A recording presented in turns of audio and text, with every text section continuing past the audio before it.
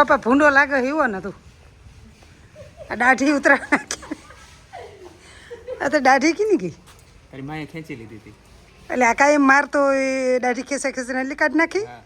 હા આમ બેઠો હોય ને ખી જાય ને એટલે વાળતા હાથમાં ટૂંકું નાખું હા એટલે દાઢી હાથમાં આવે તો આમ કરીને પછાડે ઓય પછી માં મેં કીધું કે રોજે રોજ દાઢી હાથમાં આવે હા અને મિયા હલવાય એના કરતા દાઢી કાઢી જ નાખવાની એટલે 5 દી થાય ને તો વરિયામાં વાળંદ પાસે જઈ આવવાની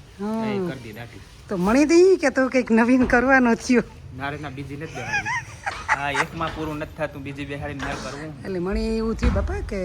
કંઈ ઈમેલું ને તો મણી કીજે અને એ હું થોડીક આગી વહી ગઈ એટલે તું ન થવું જોઈએ આ જોયું મારું શરીર તે હા આ જોયું હતી લે એવું નથી લાગતું એટલે બાપા તું ઓલી ઓલી ઓય હા ના રે ના એ કોલેજ ફરવા કાંઠે ગયા એટલે દાઢીને કરાવી નાખી એટલે કે નહીં કીને રે તારું એટલે ઈ પછી હવે ઈ કઈ ઓલી હા કેવી નામ કેવી નામ લલિતા હે લલિતા લલિતા હા ઠીક હા એમ ભેગા ભણતા હતી પછી એકવાર મારાથી પાસે રોવાઈ ગયું હમ. એ કે હું મોઢા ના આવે ને બાપ દીકરીને બેને એ કે આ કાંઈ કે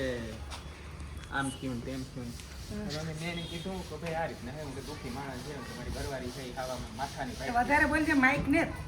મારી ઘરવાળી એમ છે ને હાવ એવી ભાઈટથી દાઢી મારી માં પછાડે હા મારી માં તે પછી મને કીધું દાઢી કઢાવ નાખ ને કે આઈડિયો એની જ આપ્યો ઠીક એટલે પછી દાઢી જ કઢાવી મને કે દાઢી કઢાવે ને તો અસર લાગી કે પેલા કોલેજમાં કેવો રૂપારો લાગતો હોય હા, તે તુણી કોલેજ અટાણી ગલઠેકડ પણ યાદ આવી ઘંટે તારા કટ પણ એટલે એક પંથ ને દો કાજ થાય ને જો તારી માં આવે દાઢી પકડી હકે નહીં હા. અને ઓલી લલિતા હે ઈ કીએ જયા કઈ ગામમાં ભેગી થાય ને એમ એસેડર હાવી છે બાપા આ તારે કરી અસલની આ બાપ દીકરી ગમે ને જઈ હગ્યા તો ફરી મળ્યો ફરી આથી આવું છે જો દાઢી આ બધા અટાણના નવા નવી ચેટીને છોકરાઓ રાખે તો રખાય નહીં